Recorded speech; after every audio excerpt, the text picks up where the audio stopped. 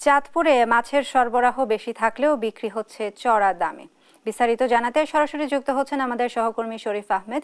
শরীফ, মাছের দরদাম নিয়ে কি বলছেন ক্রেতা বিক্রেতারা, আমাদের জানাবেন।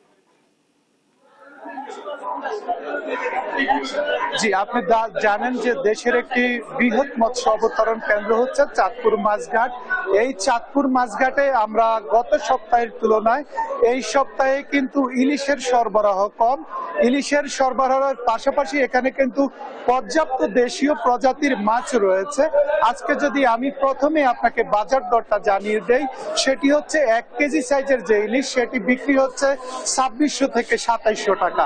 আর দেশীয় প্রজাতির যে মাছ রুই এবং কাতলা যেটিকে বলা হয় সেটি বিক্রি হচ্ছে 300 থেকে 350 টাকা।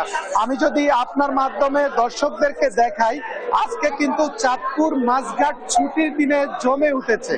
দেশের বিভিন্ন প্রান্ত থেকে ক্রেতারা কিন্তু এই ঘাটে প্রতিদিন আসেন মাছ কেনার জন্য।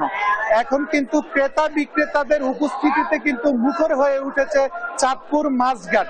আমি যদি আপনার মাধ্যমে দর্শকদেরকে দেখাই, ক্রেতার সংখ্যা এখন কিন্তু কিছুটা কম, আর বেলা বাড়ার সাথে সাথে কিন্তু এই ঘাটে ক্রেতার সংখ্যা বাড়বে। আজকে চিংড়ি মাছ যেটি এখানে 1 কেজি বিক্রি হচ্ছে 900 টাকা।